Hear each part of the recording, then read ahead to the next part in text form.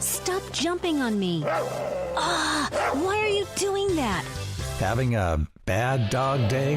Rex, come back here. From police dogs to pet dogs, from potty training to pet peeves, #1 best-selling author and 30-year canine trainer Andy Falco knows how to get to the meat of what's eating your dog. This is Falco Canine Dog Talk, the show that helps you and your dog create a relationship of love and respect. What a good boy. Good heel, Rex. I love you, Rex. And now here's your host, Andy Falco. Hello, my friends. This is Andy over at Falco Canine Academy's Train the Dog Trainer podcast and Falco Canine Dog Talk. Oh my gosh, what a busy week. I think I've gone a couple extra days without doing a podcast, so I really apologize for those of you that, and I know there's a bunch of you, that sit around waiting for my podcast. And all right, maybe there's not, but I'm going to just believe that there are. But this one is an important one, and I know I say that for probably 90% of what I'm about to discuss. But there are so many aspects of creating your community, building on your list of potential customers, and developing relationships that are so important with any business. It just does not, of course, dog training.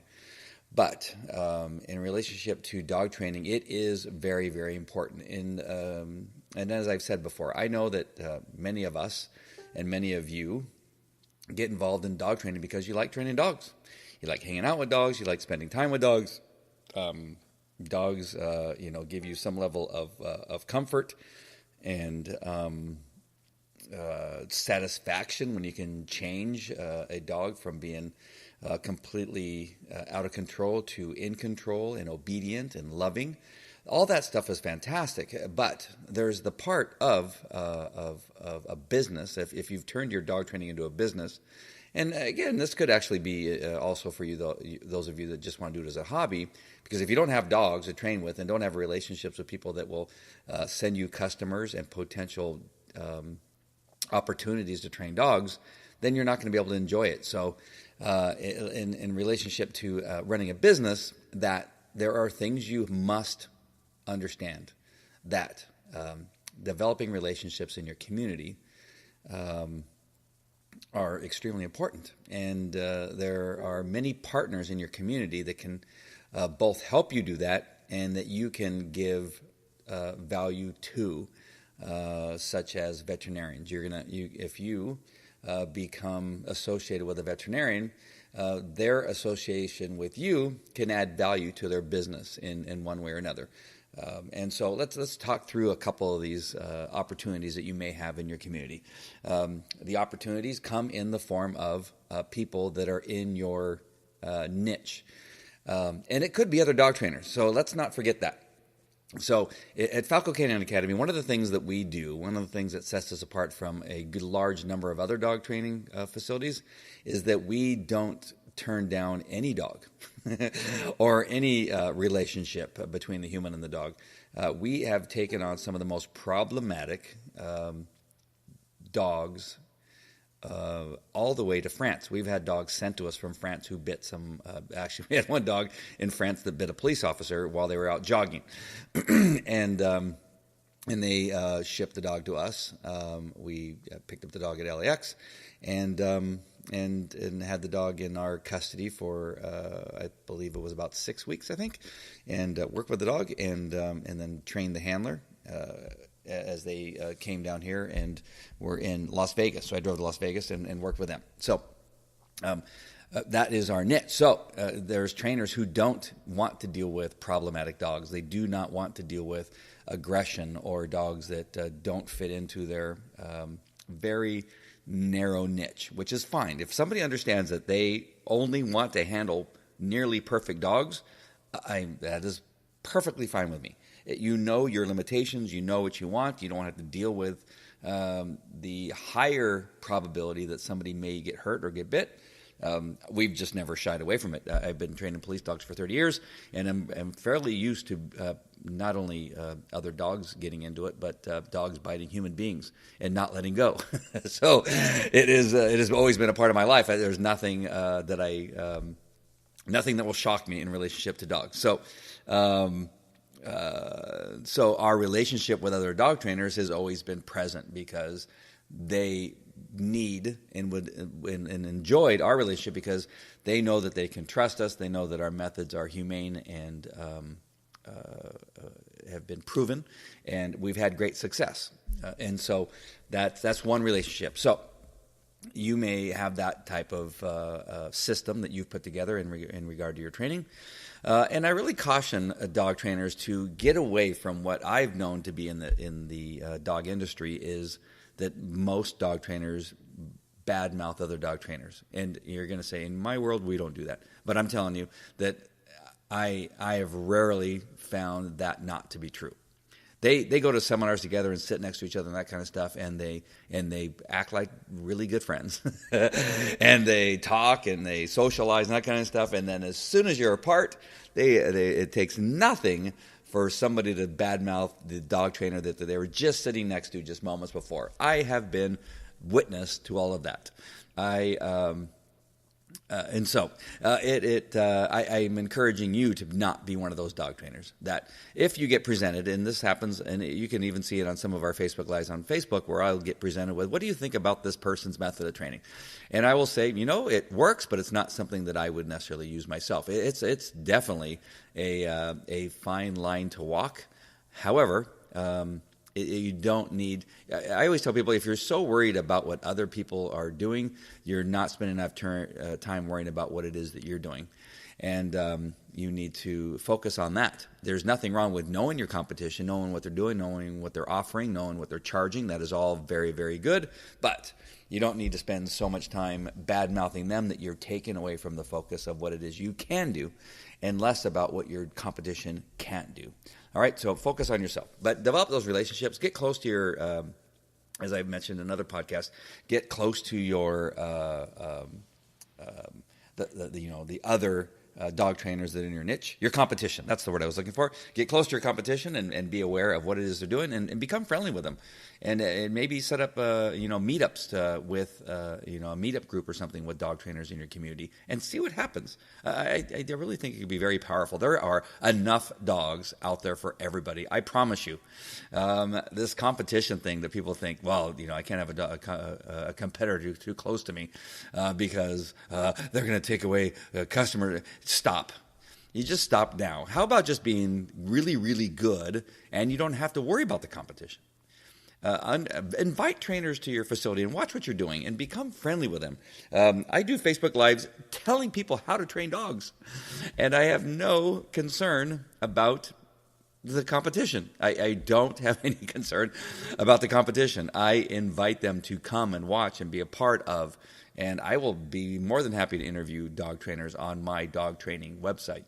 There are so many dog trainers that want to pretend that there are no other dog trainers out there. All right, so I beat that point up to about as much as I can.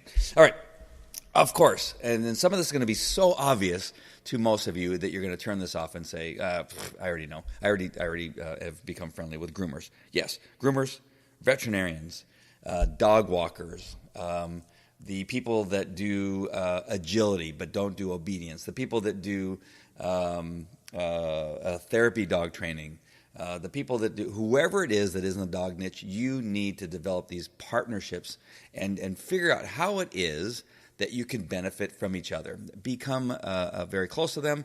One of the things I do with the veterinarians, which is obviously not competition because they are really good at fixing injuries and illnesses, but they are quite often, not always, but quite often not very good at coming up with solutions for behavior problems. Now, they may try, but they're quite often they are wrong. So many veterinarians have no clue about dog behavior. Strangely enough, you would think that they would, but they also don't have a clue quite often, and this is also strange, about pet nutrition. Now, there are some that focus on pet nutrition, but there are many, many veterinarians who have very little knowledge about really good pet nutrition for each dog and the individual dog and that type of thing. So if you are a dog trainer that also has a very strong knowledge base on pet nutrition, one of the best things you can do is develop a relationship with a veterinarian. One of the hurdles that you always, and we always did too, always going to come across with a veterinarian is there's already somebody who's grabbed their attention, somebody that they've developed a relationship with. You just have to stick around and not necessarily push yourselves on there, but be there. And again, not badmouth the trainer that they have, but show them why there's enough room for 2 trainers in their business card file that they can hand to their customers that come in with problematic dogs.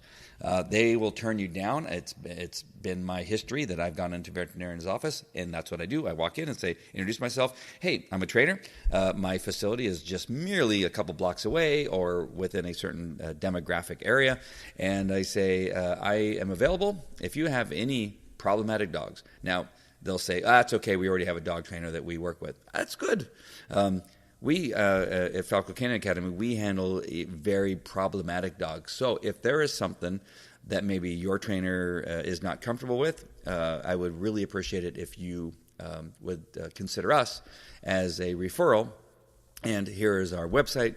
Here are some of the testimonials that we've had from our customers. Here is our website. Here's my personal webpage where you can learn more about me personally, about what my history is with dogs.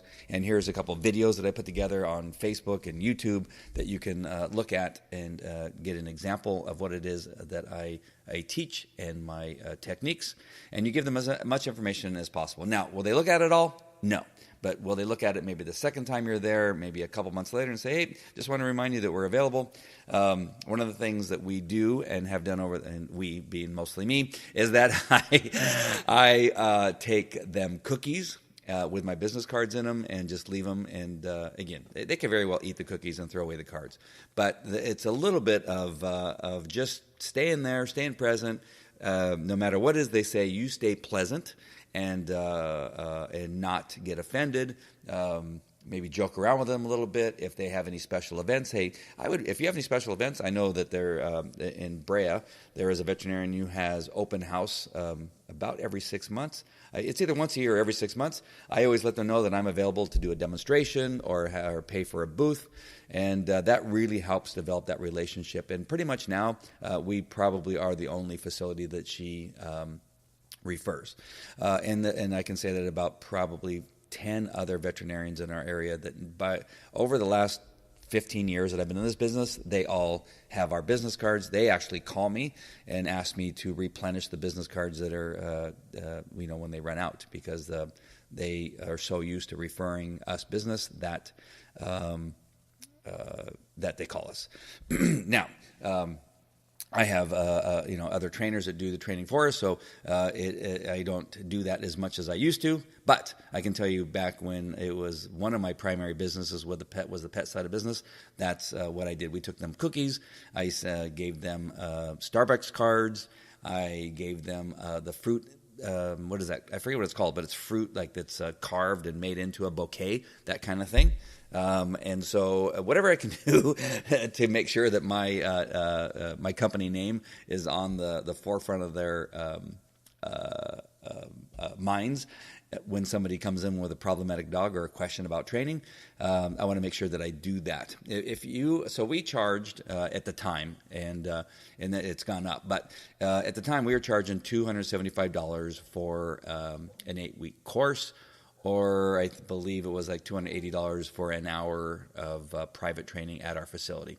So if they refer one person and you give them a $20 Starbucks card, does that not seem like a pretty good exchange, right? If I give them $20 and they give us, up to, over time, it can lead up to about $1,000 of business from one customer. Is that $20 not worth it, right? So, and that could lead to more, right? I'm not saying that we only get one referral out of it, but we probably get a lot, right? We probably get 4 or 5 a month or a couple a month, whatever it is.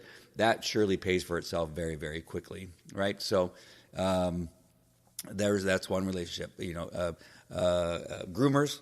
How about pet stores? Do you have any ma and pop pet stores or feed stores that are feed and tackle stores that are in your facility, in your vicinity, in your community? And we have 3. And do we have business cards in those places? Absolutely. As a matter of fact, we have a board. I have to go check it. Again, I've not done actually the pet dog, group training. We have a fantastic trainer by the name of Gina and Derek who handled the pet dog training now for us under Falco Canine Academy's name. So I have not looked at it recently, but we have a plaque that's on the just outside the door of the entrance that has our placard on there that says Falco Canine Academy and a place for our business cards. And so, yes, and they have had business cards there at the counter. And so those are strong places. There's a company by the name of Kreisers, which is right behind my home, and they have our cards there that they hand out to customers. So really get out, and it takes work. Now, I've had a lot of trainers, I've had a lot of kennel helpers that I would task with that job to go out and replenish all the cards with all the groomers, all the feed places, all the mom and pop pet store companies. We would even at sometimes put them on, and this is not very kosher, but there was a time that we did it, where we put our business cards under windshield wipers near the PetSmarts and Petcos and that type of thing. And we've stopped doing that because I think somebody complained. But we did do that for a while. Again, groomers are always good. And what have I left out? Oh, dog walkers. Dog walkers are great people to develop a relationship with. I've offered them free training, and they can come out and be interns at our dog training. Again, so they can develop, training skills and that kind of stuff. And when they get a dog that's problematic, again, that's where we're kind of our money was made, and all the dogs that get kicked out of every other dog training program, we get them.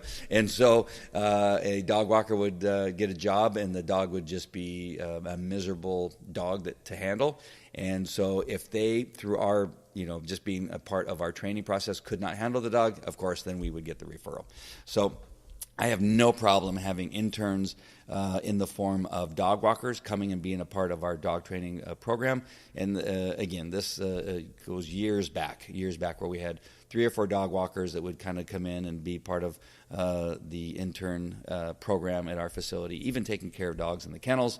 As long as they were learning about dog training, they would refer us business. And so those are partners. You got to look at them as partners in the success of your business, and kind of make them feel that way. Take them out to lunch once in a while. Give them one of your T-shirts. We have Falco Canine Academy shirts that we would hand out. We've had baseball hats that we would give them for participating, and make them feel welcome, just as we did as police dog trainers and handlers and supervisors for the canine detail. Anybody that would come and help us out with dog training, we would give them stuff. We would take them out to lunch. We would give them equipment. We would give them things because it was so valuable to have them to be a partner of what it is that we were trying to do. And that's kind of where I learned that was so valuable. People in the community that allow us to use their locations. So Home Depot is a place where you can go in and kind of meet the manager and let them know that you do dog training. And from time to time, we like to bring the dogs in to your facility and walk them around so they can get used to the sights and sounds and things that are happening in the store, and let them know what it is you're doing. Now, there was a time that I would just do it and then pretend that I was a customer, looking for a hammer, along with somebody that had a dog, and we'd be kind of whispering in their ear, forward, stop, down, leave your dog in a sit, stay, and go at the end of your leash and that kind of stuff. But at some point, I found the manager, and we talked and said, hey, I hope you don't mind, but every so often we come in, we love it when you guys come in with your dogs, and it turned out to be a really, really good thing. So you could make the choice of asking, it used to be my motto was that I'd rather beg for forgiveness than ask for permission. That was kind of the thing that I lived by. But there are times where at some point it's probably even better to have that permission and develop that relationship with the people that actually are managing a property that you can be on. For detection dog services, I've developed partnership with churches to bring dogs in to do searches for bed bugs within the sanctuaries and the seats and things like that. Fire stations allow us to come in and do searches with dogs and bring dogs in to do searches for narcotics and explosives and bed bugs and excuse me. And so those relationships have really helped us out. Back to Chrysler's. Chrysler's allows us not only to come in there and do Facebook Lives inside their shop, but they allow me to do searches inside their facility. And so we've hidden bed bugs, narcotics, and explosives inside Chrysler's while people are shopping and have done searches. And they really like it because it shows the dogs coming in and that they have a relationship with a company that trains police dogs coming to their facility. And it really is a symbiotic relationship that you can build with some of these facilities.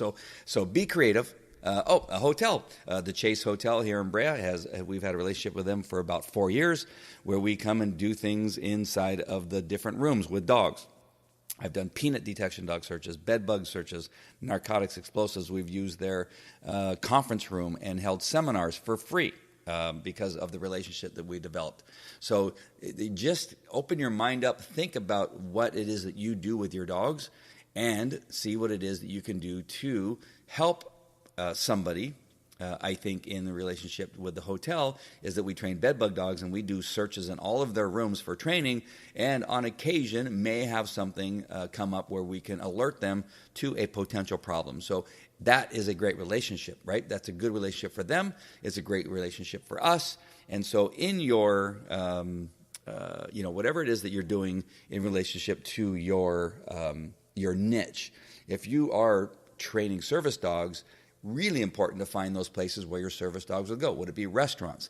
Would it be hotels? Would it be Home Depots? Would it be chiropractors' offices, which is another one we've had relationship with? They actually have our business cards at the chiropractor's office. How many people are injured because their dog have pulled them down?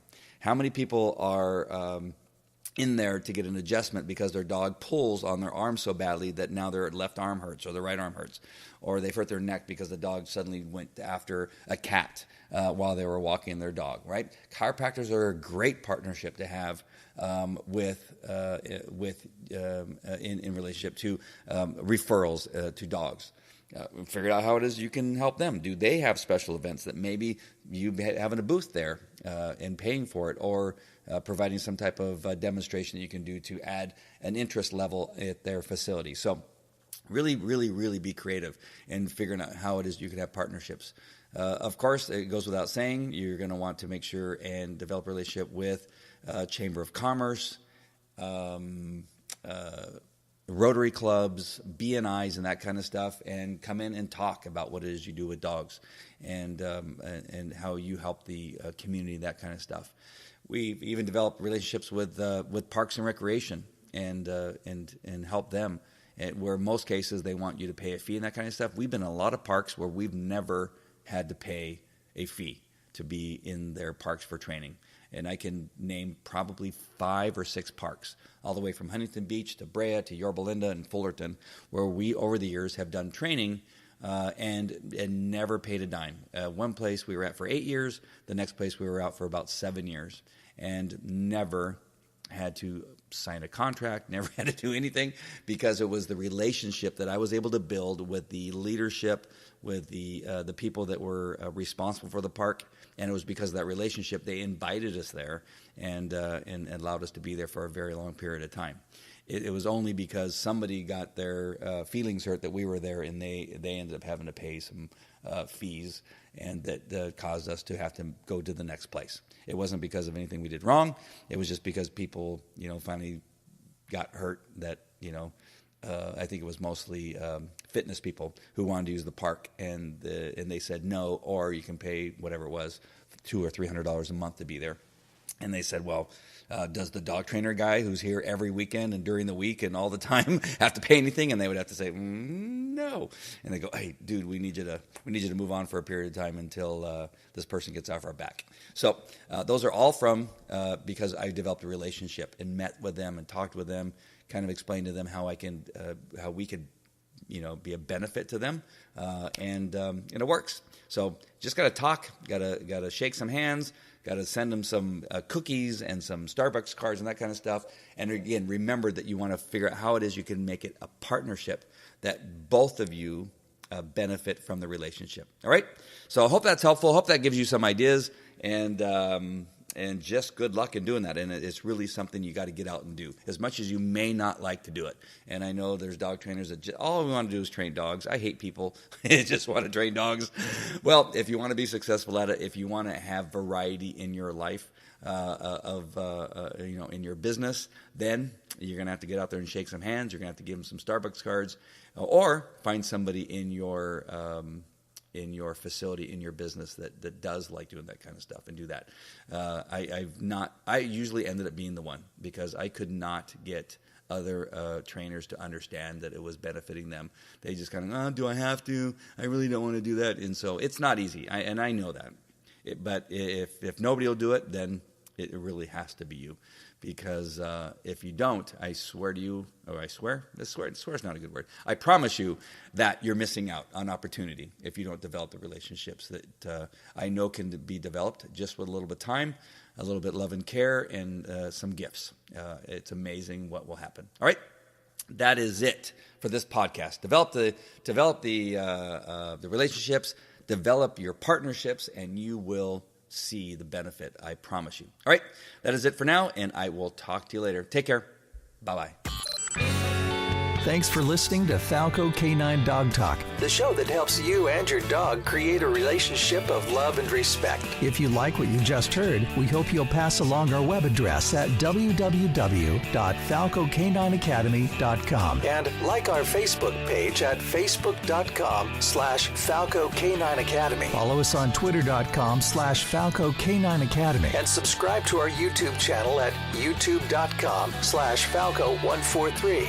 And remember, if you've got questions for Andy, call the K9 line at 714-798-9961. That's 714-798-9961. This is a production of Falco Enterprises Incorporated. All rights reserved.